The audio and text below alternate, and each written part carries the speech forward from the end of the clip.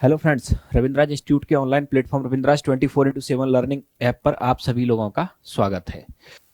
Chemical bonding, chemical bonding, chemical bonding का मतलब आपके क्या, रासायनिक बंधन, रासायनिक बंधन। तो केमिकल बॉन्डिंग यानी रासायनिक बंधन की अगर हम आपके बात करें तो सबसे पहले तो हम आपके देखते हैं कि केमिकल बॉन्डिंग आपके होता क्या है। केमिकल बॉन्डिंग आपके होता क्या है, ठीक। सबसे पहले तो हम ये समझे, अब आते हैं हम आगे। तो क्या होता है आपके केमिकल बॉन्डिंग, पहले तो ये देख लो आप, ठीक है।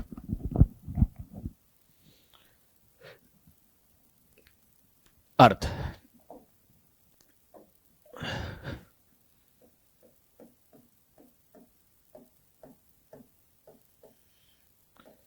तो केमिकल बॉन्डिंग का अगर हम आपके अर्थ देखें तो होता क्या है, किसी एटम के द्वारा, किसी एटम के द्वारा, किसी एटम के द्वारा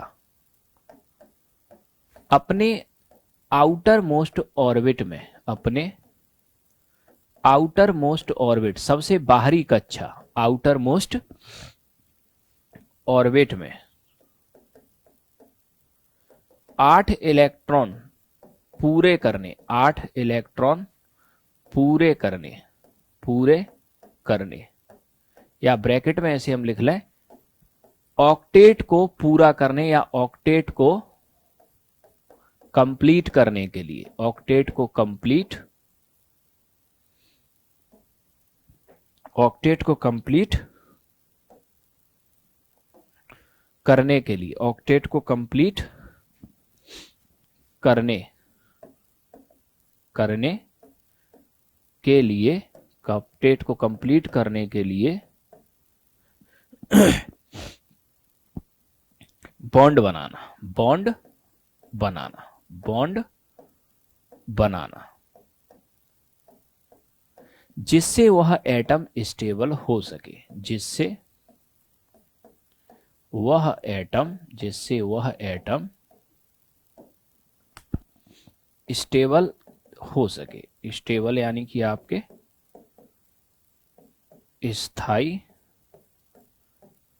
हो सके, हो सके, ठीक है। तो सबसे पहले तो हम आपके ये समझ लें कि केमिकल बॉन्डिंग यानी कि रासायनिक बंधन हम आपके कहते किसे हैं। केमिकल बॉन्डिंग यानी कि रासायनिक बंधन हम आपके कहते किसे हैं। तो केमिकल बॉन्डिंग, तो केमिकल बॉन्डिंग यानी कि आपके रासायनिक बंधन की अगर हम आपके बात करें तो रासायनिक बंधन यानी केमिकल बॉन्डिंग हम आपके कहते कैसे हैं।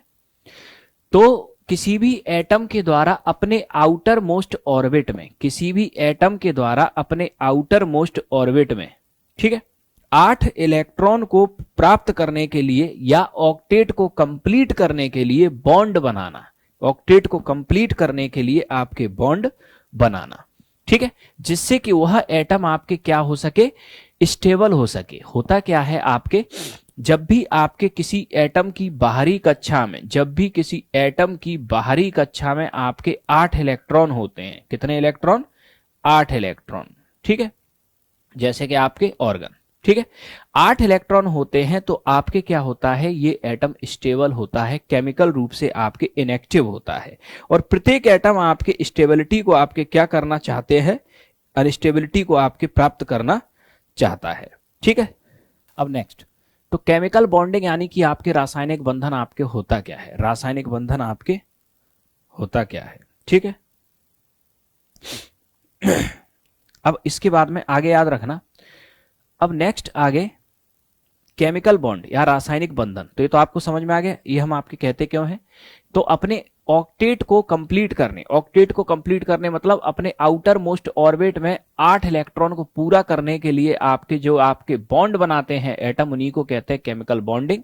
उसका उद्देश्य क्या होता है, आपके 8 अगर इलेक्ट्रॉन बाहरी कक्षा में हो जाएंगे तो जो एटम आपके होगा, ठीक है, ये क्या हो जाएगा, स्टेबल हो जाएगा, एटम आपके क्या हो जाएगा, स्टेबल हो जाएगा, ठीक है। अब आते हैं इससे आगे, तो केमिकल बॉन्डिंग के अगर हम आपके टाइप देखें, केमिकल बॉन्डिंग के टाइप, तो केमिकल बॉन्डिंग आपके कितने टाइप की होती है? 3 टाइप की। ठीक है, कौन कौन से 3 टाइप की? पहला आपके इलेक्ट्रोवैलेंट बॉन्ड यानी कि ionic bond, electrovalent bond, electrovalent bond, या इसी को हम आपके क्या कहते हैं?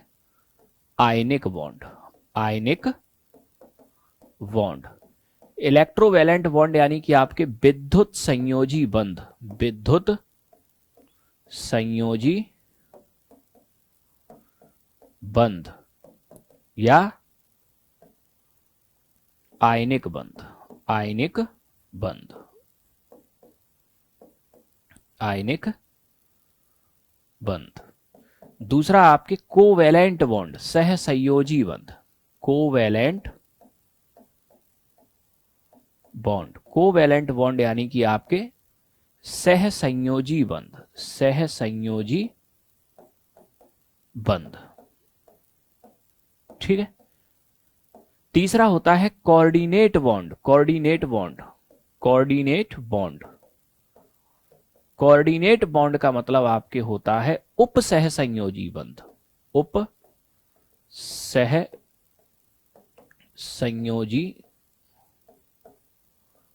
उप सहसंयोजी बंध।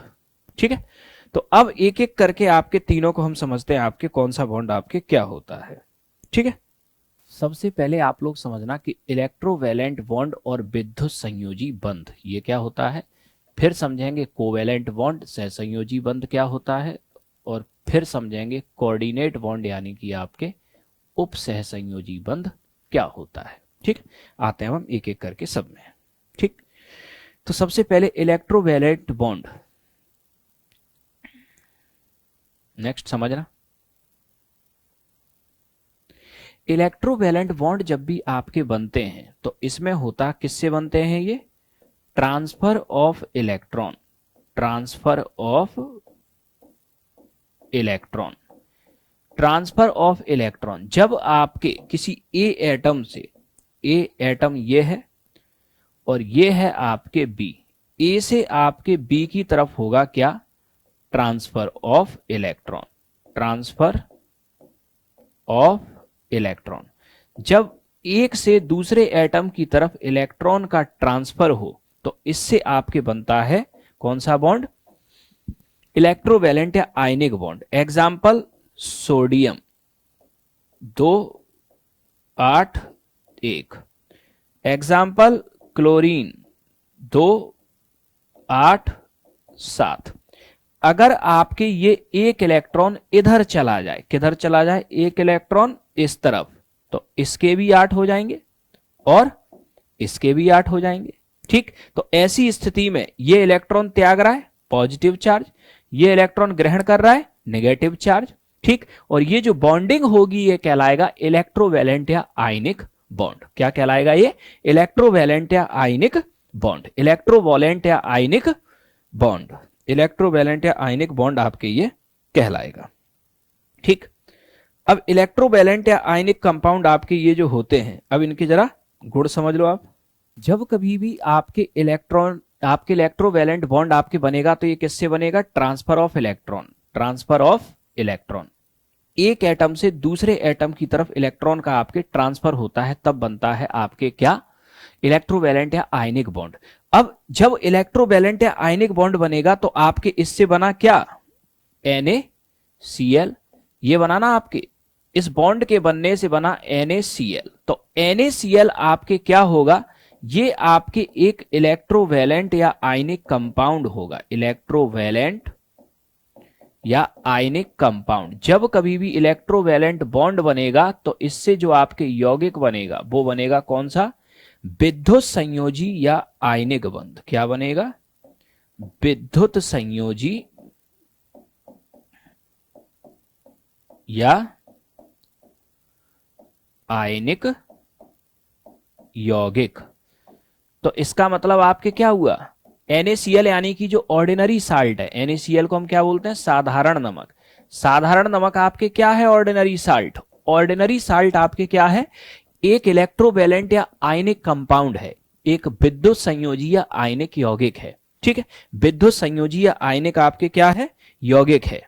ठीक, अब इसमें नेक्स्ट आगे याद रखना, अब जो आपको समझना है वो क्या है, ये समझना क्वेश्चन आपसे पूछा जाए कि इलेक्ट्रोवैलेंट कंपाउंड के आपके कैरेक्टर्स क्या होते हैं या आयनिक कंपाउंड के आपके कैरेक्टर्स क्या होते हैं। अगर ऐसा प्रश्न आपसे पूछ लिया जाए तो आप क्या जवाब दोगे? ऐसा प्रश्न आपसे अगर पूछ लिया जाए तो आपको क्या बोलना है? कुछ नहीं बोलना, बस इतना याद रखना नमक के क्या गुण होते हैं, बस वही बता देना। नमक सॉलिड होता है, राइट, बिल्कुल होता है।